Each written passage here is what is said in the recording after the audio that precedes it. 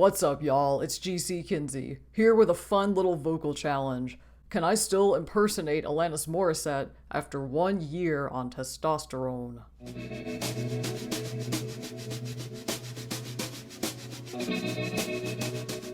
When I started making pre-T voice recordings for posterity, one thing I made sure to capture was my Alanis Morissette impersonation. Mainly because I fully expected that that was something I would lose my ability to do once I got on T, so I wanted to leave behind solid evidence that I could do it once upon a time.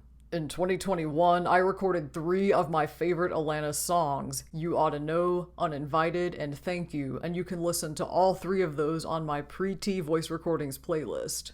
I hit 1 year on T on June 24th, 2023, and a few days after that, I went into the studio to make a new recording of You Oughta Know, with the goal of answering 2 questions. Could I still sing it at all? And if so, could I still do a reasonable impersonation of Alanis's voice after the changes that have happened to my own voice on T? So let's find out how I did.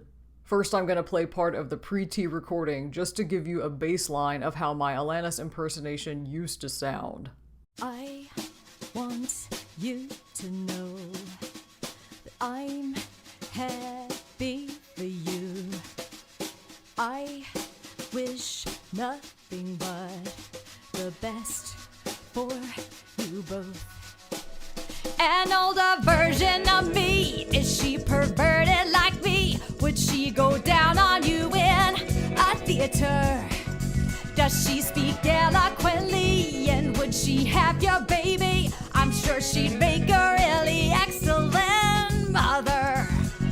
Cause the love that you gave that we made wasn't able to make it enough for you to be open wide. No. And every time you speak her name, does she know how you told me and hold me until you died? Till you died, but you're still alive, and I'm here to remind you of the mess you left when you went away. It's not fair to deny me of the cross I bear that you gave to me. You ought to know. And now, let's listen to the recording I made after 1 year on T. I want you to know that I'm happy for you.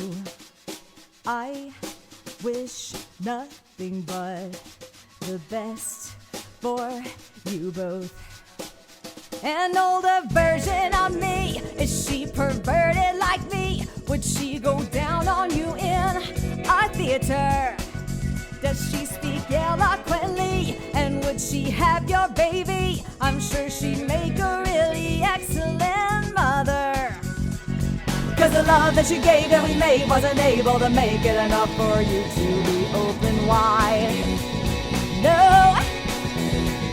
And every time you speak her name, does she know how you told me and hold me until you died? Till you died, but you're still alive, and I'm here to remind you of the mess you left when you went away. It's not fair to deny me of the cross I bear that you gave to me. You ought to know. You seem very well. Things look peaceful. I'm not quite as well. I thought you should know. Did you forget about me, Mr. Duplicity? I'd hate to bug you in the middle of dinner. It was a slap in the face, how quickly I was replaced. And are you thinking of me when you fuck her? Cause the love that you gave that we made wasn't able to make it enough for you to be open wide. No. And every time you speak her name, does she know how you told me and hold me until you died? Till you died, but you're still alive, and I'm here to remind you of the mess you left when you went away. It's not fair to deny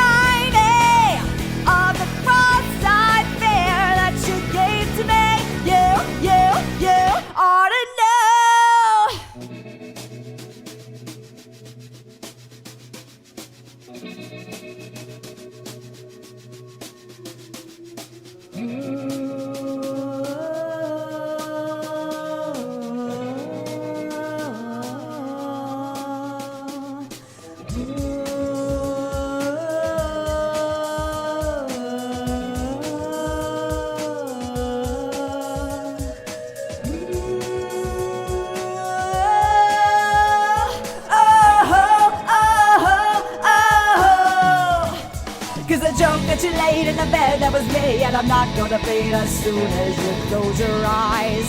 And you know it. And every time I scratch my nails down someone else's back, I hope you feel it. Well, can you feel it?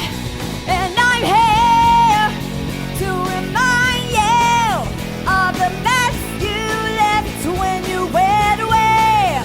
It's not fair to deny me of the cross-eyed bear that you gave to me. You ought to know. And I'm here to remind you of the mess you left when you went away. It's not fair to deny me of the cross-eyed bear that you gave to me. You ought to know. The verdict? I'm gonna call this challenge a success, which is not what I expected, so hey, that's pretty cool. As far as the questions I set out to answer, 1, yes, I can still sing this song, and 2, yes, I can still decently impersonate Alanis. Somehow. I thought there would be enough bass buzz on the new recording to give away the fact that my voice has been altered by T, especially when you compare it to the pre-T version. And while I would say there's ever so slightly more bass buzz, it's not enough to affect the overall sound or the quality of the impersonation, in my opinion. So how is it possible to get a vocal sound that's still pretty close to pre-T even after being on T for a year? In my case, there are 3 main factors that I think probably contributed to this.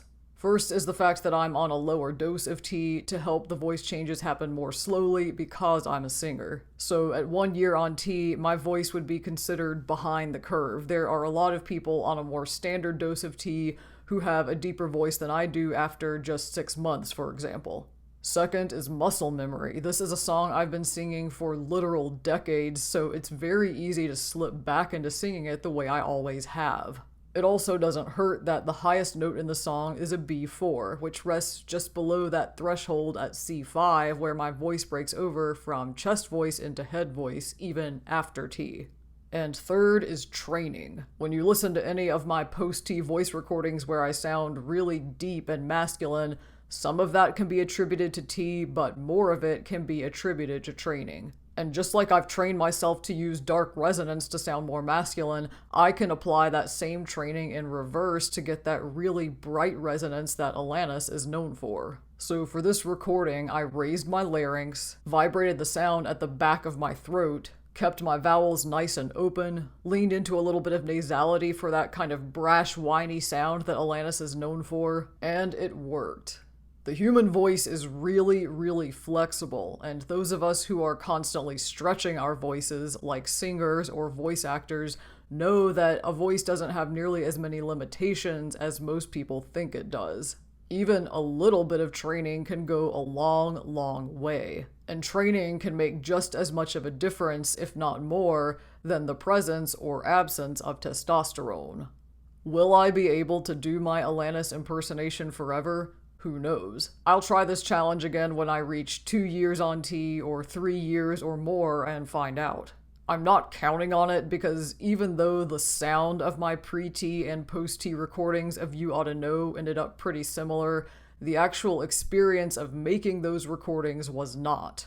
The pre-T recording popped out in one single easy take, whereas the post-T recording required a warm-up and 4 takes to get the song. And by the end of the 4th take, my voice was pretty ragged from hitting all those B4s over and over. But if I do lose my ability to sound like Alanis, I'm not going to be sad about it, because I now have not just 1, but 2 recordings showing that I could do it. And I will always enjoy singing her songs, even if one day I can no longer impersonate her voice. I hope y'all enjoyed this challenge. I've got a couple more coming, so stay tuned for those. And I hope y'all think I did Alanis justice, because she is one of my favorite singers ever. Feel free to share any thoughts or questions you have in the comments. You can also reach out to me on other social media. I am GC Kinsey across all platforms. And while you're here, feel free to check out some of my other videos. I have a project tracking the changes in my voice during my first year on T, plus a bunch of pre-T and post-T voice recordings. I've got cosplay music videos, makeup tutorials, vlogs about my experiences as a queer person, and more right here on this channel. So make sure to like and subscribe so you don't miss anything new. And with that, thank you so much for joining me for this challenge. Thank you so much for all of your support. I hope you had fun, and I will see you on the next one.